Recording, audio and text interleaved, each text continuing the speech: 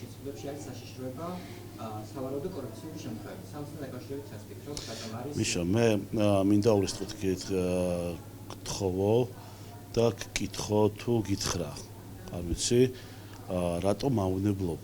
აი მართლა მინდა ეს კითხვა დაგისვა, იმიტომ რომ თუ არა მავნებლობა, ეს კითხვები, განსაკუთრებით შედი ბოლო პერიოდის კითხვები, ეს სხვას ვერაფერს ვერ დავარქნა. მე გეტყვი იმას, რომ ვიცით რომ ხართ მხარე, მუდმივად ცდილობთ დისკრედიტაციას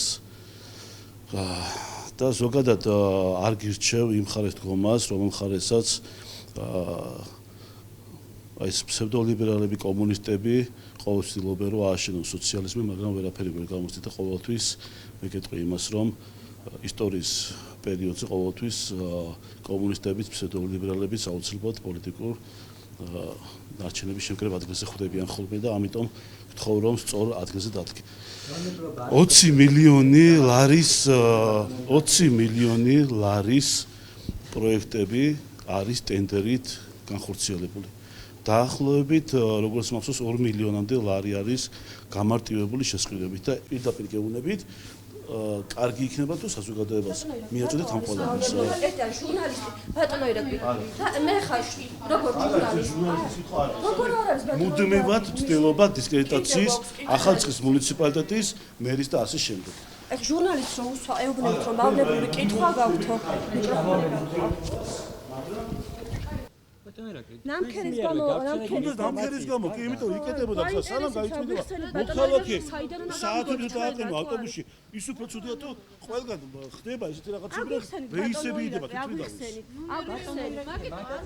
მე რაღაცა სასწაულზე რო რეკავთ, აი, უბრალოდ საიდან გიშდებათ, აი, მავნებლური იდეები, როგორ ზიხართ და ფიქრობთ, რა მავნებლური კითხვა დასვათ. მავნებლობა არის შეურაცხყოფა. არა, კარგი, ეგ არის ახლა სხვა რაღაცა. მე ჟურნალისტებს ბატონო მე არ არის შეურაცხყოფა, ეს არის შეურაცხყოფა. მე გეუბნებით, ეს არის სხვა, მე ვერაფერს ვერ დავარქმევ. პირდაპირ მოწოდებული ხარ დისკრედიტაცია მოახდინოთ მუნიციპალიტეტის მერის კონკრეტულად ჩემი დისკრედიტაცია მოახდინოთ. არ მოგახდენიათ.